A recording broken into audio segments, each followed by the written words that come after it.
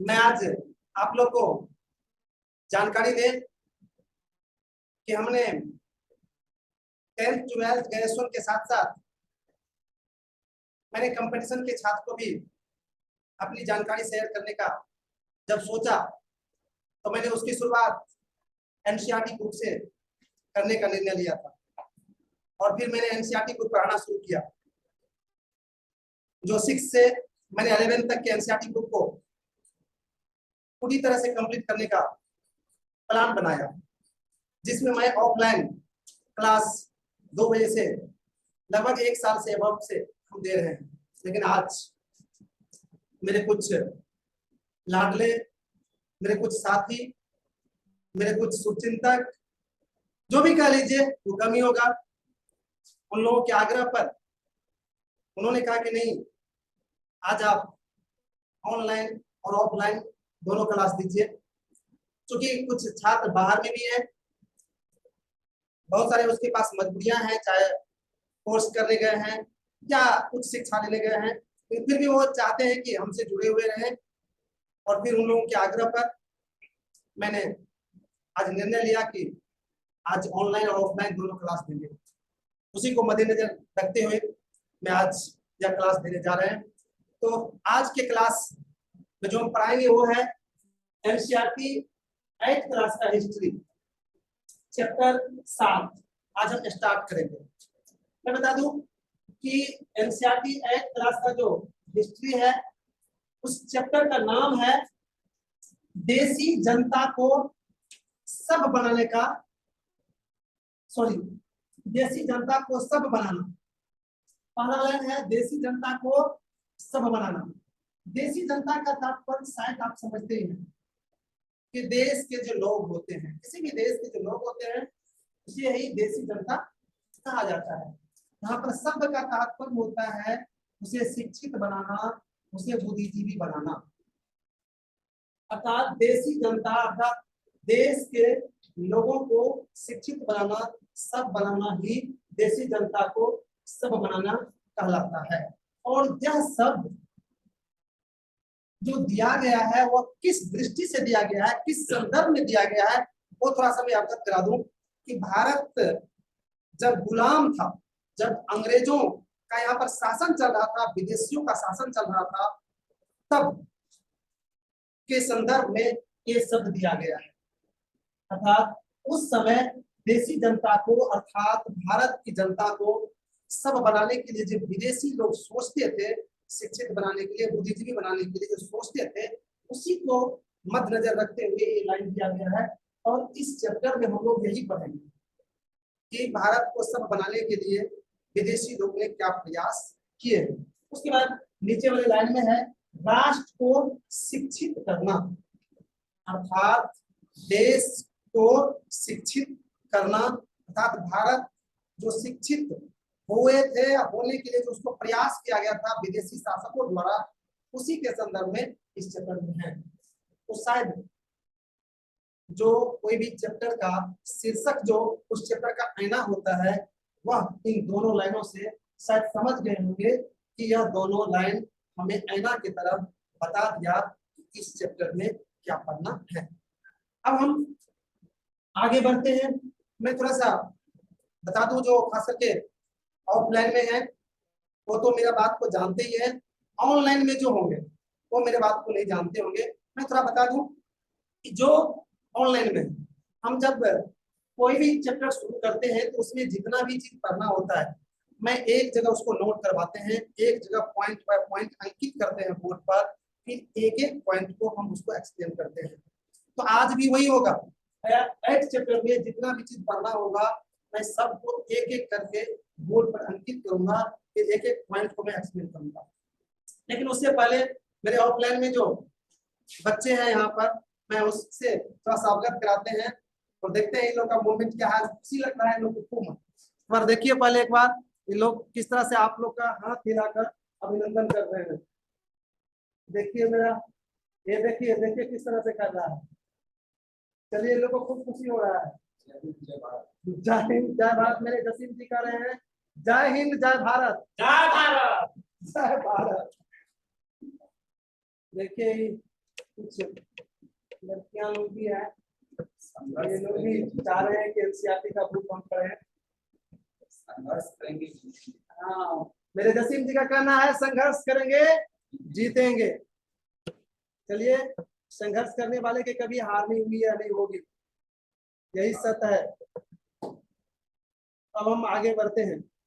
जो मैंने बताया आप लोगों को कि हर एक पॉइंट को मैंने एक्सप्लेन करेंगे, तो पहले पॉइंट नोट कर लेते हैं, पॉइंट को बोर्ड पर अंकित कर लेते हैं। उस पॉइंट के जो समूह का नाम है, हीरो का जो नाम है उसका नाम है इंपॉर्टेंट पॉइंट। इसलिए पहले ऊपर में गेम का जो कप्तान है उसका नाम लिख देते हैं इंपॉर्टेंट पॉइंट। इन्हीं के अंतर्गत जितने भी पॉइंट इस चैप्टर में पढ़ना होगा उसको हम लिख लेते हैं। पहला नंबर में आपका है अंग्रेज शिक्षा को किस तरह से देखते थे। जी हाँ, एक नंबर में है अंग्रेज शिक्षा को किस तरह से देखते थे। शिक्षा को किस तरह से देखते थे।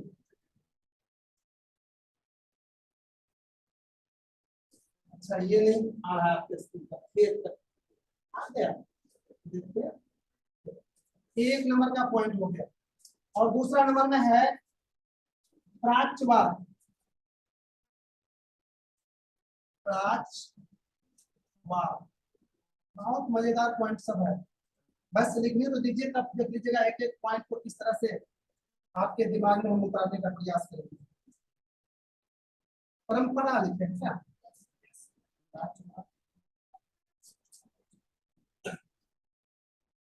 और तीसरा है भाषाविद। भाषाविद। और चौथा है मदरसा। नाम सुने होंगे आप लोग मदरसा।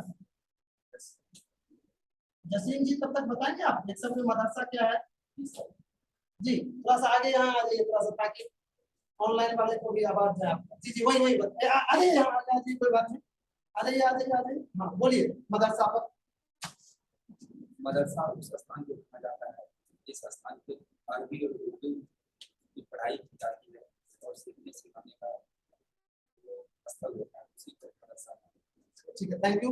वैसे हम मदरसा के विषय में डिटेल से बताएंगे। ये मेरे जसीम भाई हैं जो मदरसा से काफी जुड़े हुए थे, इसलिए मैं इनसे दो शब्द आप लोग को सुनवाए। मदरसा, उसके बाद है 5वां नंबर में पूरब की जघन्य गलतियां।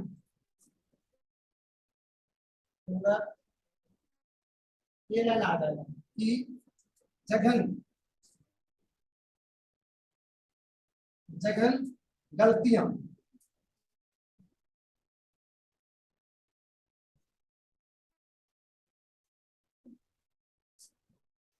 ये 5 पॉइंट आ गया, शायद इसको नोट कर लिए होंगे, इसको चूंकि मिटाना पड़ेगा हमको। आप तो लिख सकते हैं यहाँ पर, लिखते क्या यहाँ पर, छठा नंबर यहाँ लिख देते हैं, आ जाएगा जगह है। छठा नंबर में आएगा मुंशी, तो बिल्कुल ही जाने पहचाने शब्द है।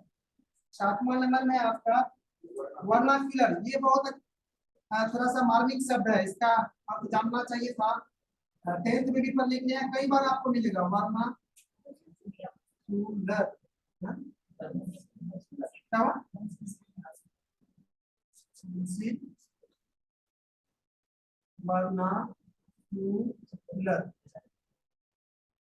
वर्नाक्युलर। उसके बाद 8 नंबर में आपका व्यावसायिक शिक्षा। आजकल तो शिक्षा यही दिया जाता है,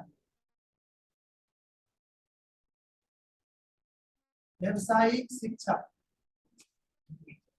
और 9 नंबर में है विलियम एडम की रिपोर्ट। विलियम एडम की रिपोर्ट।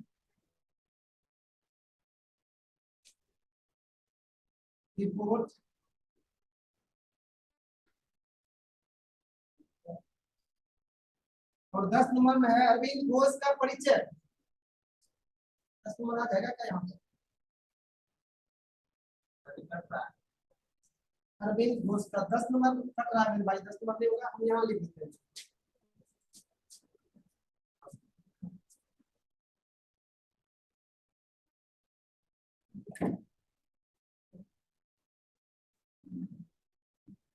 दस नंबर में है अरविंद घोष का परिचय।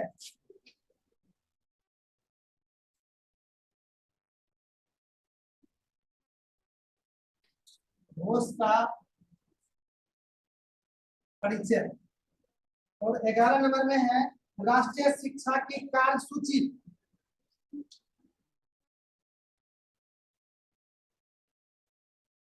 शिक्षा की कार्यसूची। और 12 नंबर में है अंग्रेजी शिक्षा के प्रति सोच।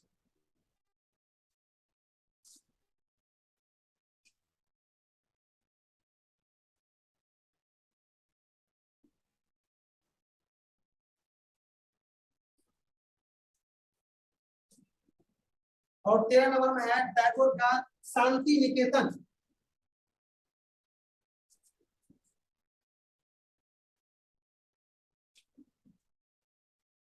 टैगोर का शांति निकेतन।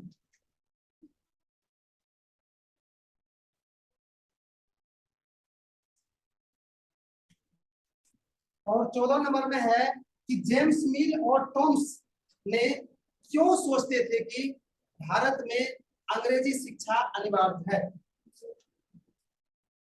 या यूरोपीय शिक्षा अनिवार्य है। जेम्स बताना चाहिए, जेम्स मिल और टॉम्स मेकाले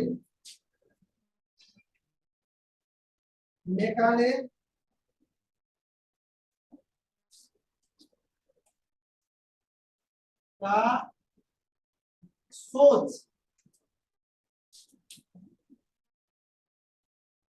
यूरोपीय शिक्षा के प्रति। जीरो देते तो हो जाएगा यूरोपीय शिक्षा, यहाँ बदलना नहीं है भाई, शिक्षा के प्रति। और एक लास्ट है, लास्ट पॉइंट का नाम है महात्मा गांधी बच्चों को हस्तकला क्यों सिखाना चाहते थे। जी, लास्ट पॉइंट है महात्मा गांधी बच्चा को हस्तकला क्यों सिखाना चाहते थे।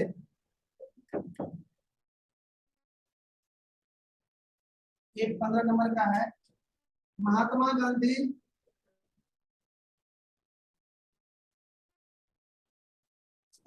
बच्चों को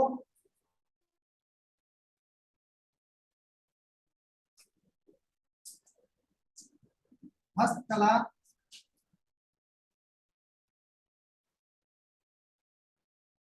क्यों सिखाना चाहते थे।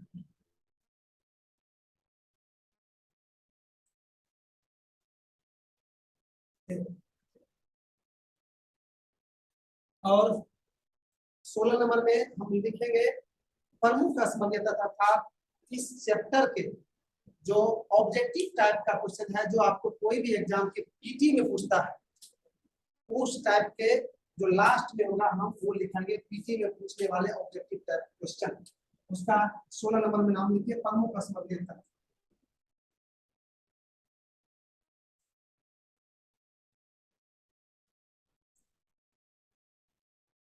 तो यही 16 पॉइंट हम इस चैप्टर में पढ़ाएंगे, या फिर कहिए यही 16 पॉइंट इस चैप्टर में आपको पढ़ना है।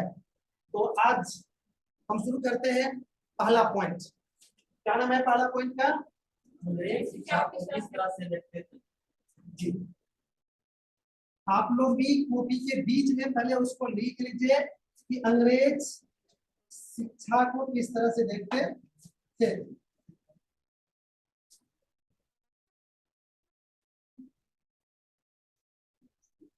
अंग्रेज शिक्षा को किस तरह से देखते थे। जी, आज हम लोग इस पर डिस्कस करेंगे कि अंग्रेज शिक्षा को किस तरह से देखते थे।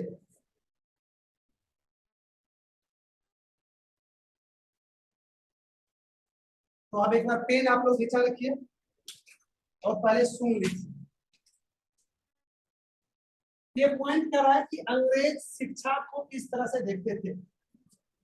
तो मैं थोड़ा सा आप लोग को बता दें कि अंग्रेज का तात्पर्य यहाँ पर इंग्लैंड में रहने वाले व्यक्ति से है, बिल्कुल क्लियर है। उसके बाद शिक्षा, शिक्षा का तात्पर्य सीखना और सिखाने से, लेकिन इसको संकुचित अर्थ में पढ़ना और पढ़ाना भी लोग कहते हैं, लेकिन इसका व्यापक अर्थ होता है सीखना या सिखाना।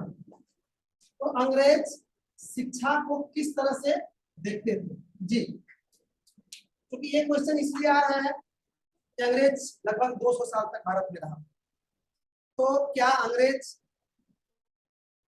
यहाँ शिक्षा के क्षेत्र में क्या सोच था उसका, क्या वो लोग पढ़ना लिखना चाहते थे या नहीं चाहते थे, क्या अंग्रेजी ही सीखना चाहते थे, दुनिया के अन्य लैंग्वेज को जानना चाहते थे, इसी विषय में इस पॉइंट के अंदर जानेंगे। तो मैं बता दूं आप लोगों को कि अंग्रेज के एक दो व्यक्ति का मैं नाम ले रहा हूं जो बिल्कुल उनसे स्पष्ट हो जाता है कि अंग्रेज शिक्षा को किस तरह से देखते थे।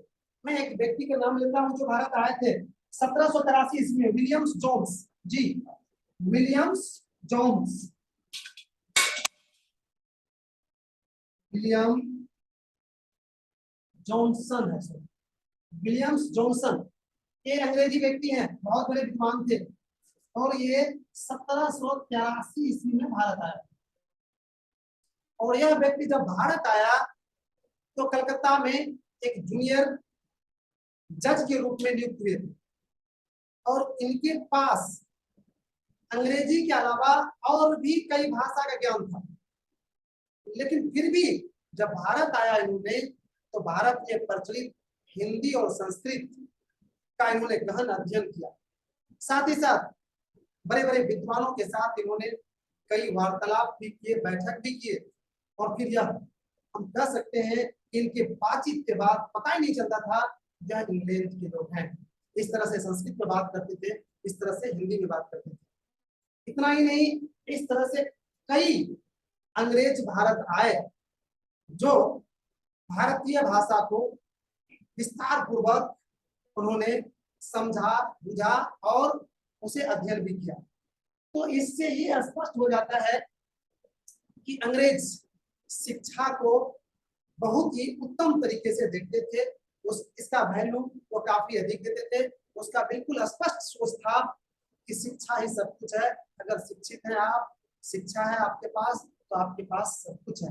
लेकिन मैं ये चीज बता दूं, आजकल थोड़ा सा सोच बदल गया है, लेकिन मैं दावा के साथ आज भी वही चीज कर रहा हूँ। आज लोग पैसा को वैल्यू देने लगा है, लेकिन मैं आज भी वही कह रहा हूँ कि पैसा शिक्षा के सामने कुछ नहीं है।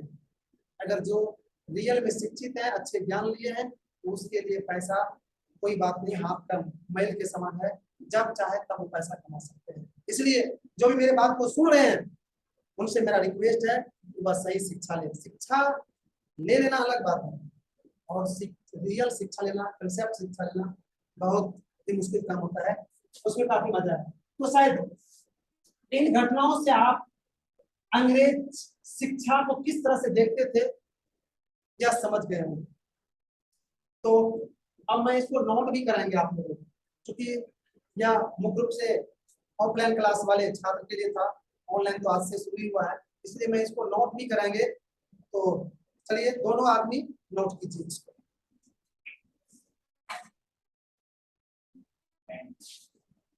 लिखिए, अंग्रेज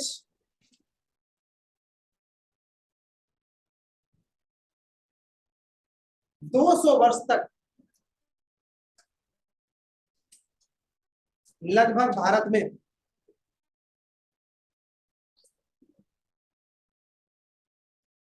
शासन किया था। उस क्रम में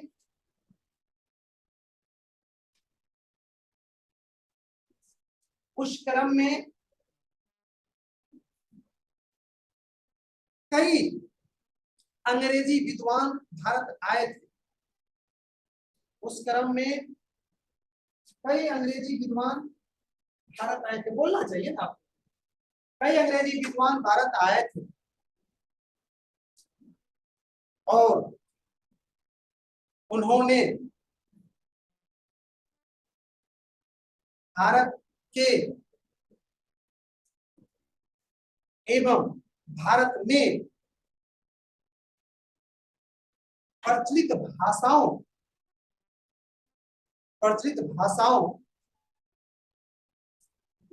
को सीखने के प्रति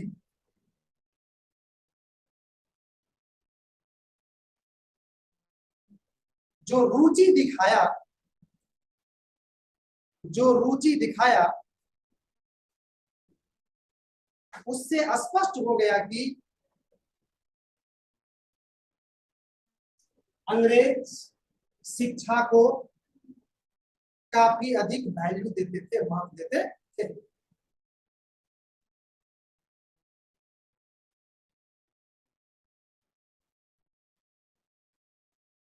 तो आज हम आगे नहीं बढ़ पाएंगे क्योंकि समय इशारा कर रहा है। अतः आज के क्लास को हम यहीं पर विराम दे रहे हैं।